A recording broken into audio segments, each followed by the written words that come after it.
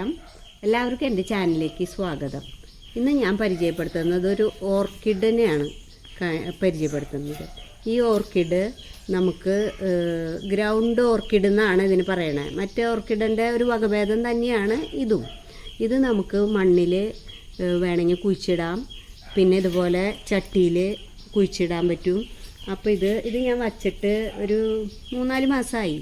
അപ്പോൾ ഒരു ചെറിയൊരു തണ്ട് കൊണ്ടുവന്ന് വെച്ചതാണ്. ഇത്രയും നാൾ കൊണ്ട് തന്നെ അത് ഇത്രയും വലുതായി. ഇത് ഇത്രയൊക്കെ പൂവുണ്ടായിട്ടുണ്ട്. ഇത് നമുക്ക് എങ്ങനെയാണ് പറിച്ച് നടുക, പിന്നെ ഇതിൻ്റെ വളം എന്താണ് ഉപയോഗിക്കേണ്ടത്, പിന്നെ വളം ഉപയോഗിക്കുന്ന രീതിയും ഇത് പറിച്ച് നടുന്നത് എങ്ങനെയാണെന്ന് നോക്കാം. ഓർക്കിഡ് പല കളറിലുണ്ട് കേട്ടോ. ഇത് ഡബിൾ ഷെയ്ഡാണ്, 2-3 കളറുണ്ടാ. പിന്നെ വെള്ളയുണ്ട്, വയലറ്റ് ഉണ്ട്, പിന്നെ വഴുതനപ്പൂവിൻ്റെ കളറുണ്ട്, പല കളറിലുണ്ട്. ഇത് നമുക്ക് ഇതിൻ്റെ പൂവുണ്ടാവണത് എങ്ങനെയാണെന്ന് നമുക്ക് നോക്കാം. പൂവിൻ്റെ തണ്ട് ഇതേപോലെയാണ് വരുന്നത്. തണ്ട് ഇങ്ങനെയാണ് വരുന്നത്. ഇത് വലുതായിട്ടാണ് ഇതിൽ പൂവുണ്ടാവുന്നത്. ഒരു പൂവ് തണ്ടൊക്കെ 2-3 ആഴ്ചയൊക്കെ നിൽക്കും. അടിയിലത്തെ കൊഴിഞ്ഞു പോയാലും ഇതിപ്പോൾ വാടി കഴിഞ്ഞ് കൊഴിഞ്ഞു പോയാലും പിന്നെ ഇങ്ങനെ മുട്ടുകൾ ഇങ്ങനെ ഉണ്ടായിക്കൊണ്ടേയിരിക്കും. ഇനി ഇത് എങ്ങനെയാണ് നടണതെന്ന് നമുക്ക് നോക്കാം. ഇതിൻ്റെ ഓരോ ഇളപ്പുകൾ പൊട്ടിച്ചെടുത്തിട്ടാണ് നമ്മൾ നടണത്. അത് നമുക്ക് എങ്ങനെയാണെന്ന് നോക്കാം. ഗ്രൗണ്ട് ഓർക്കിഡിൻ്റെ കുറച്ച് ചെടികൾ എൻ്റെ കയ്യിലുണ്ട്. പിന്നെ 1-2 കട ഞാൻ അതിൽ നിന്ന് വെട്ടിയെടുത്തതാണ്.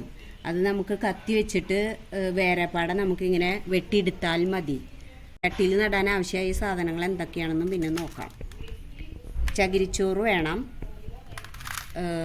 ചാണകപ്പൊടി, ഒരു പിടി എല്ലുപൊടി ഞാൻ ഇതിലിട്ടിട്ടുണ്ട്.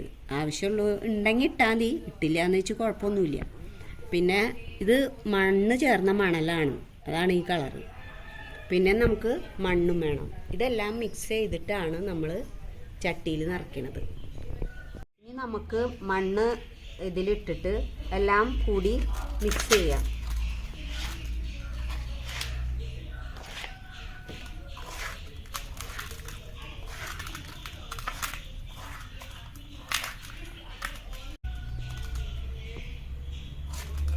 ഒക്കെ മിക്സ് ചെയ്ത് വെച്ചിട്ടുണ്ട്. ഇനി നമുക്ക് ചട്ടിയിൽ നിറയ്ക്കാം.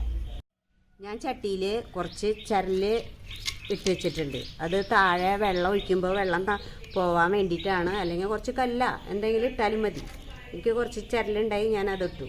ഇനി നമുക്കത് ഇതിലേക്ക് നിറയ്ക്കാം.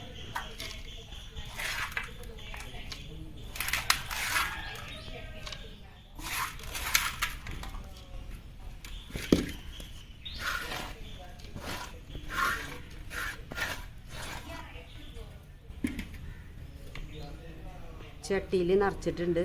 ഇനി നമുക്ക് ഇവിടെ ഒരു ചെറിയൊരു ഹോൾ ഉണ്ടാക്കിയിട്ട് അതിലേക്ക് ഈ ചെടി ഇങ്ങനെ നട്ട് കൊടുക്കുക. കട നല്ല പോലെ ഒന്ന് അമർത്തി കൊടുക്കുക.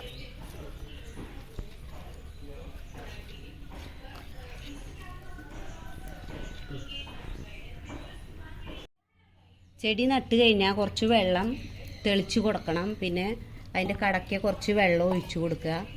ഇതൊന്ന് മഴ കൊള്ളാത്തോടത്ത് നമ്മൾ വെക്കണം ചെടി.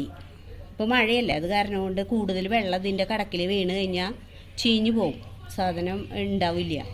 അപ്പോൾ നമ്മൾ മഴ കൊള്ളാത്തോടത്ത് മാറ്റി വയ്ക്കുക. ഒരു 2 ആഴ്ചയൊക്കെ കഴിയുമ്പോൾ നന്നായി വെള്ളം ഒഴിച്ചാൽ മതി. ഇപ്പോഴൊക്കെ കുറേശ്ശെ വെള്ളം ഒഴിച്ചാൽ മതിയിട്ടാണ്. പിന്നെ ഇത് 2 ആഴ്ച 1 മാസമൊക്കെ കഴിയുമ്പോൾ ഇതിന് നമുക്ക് വളങ്ങളൊക്കെ ഒഴിച്ച് കൊടുക്കാം.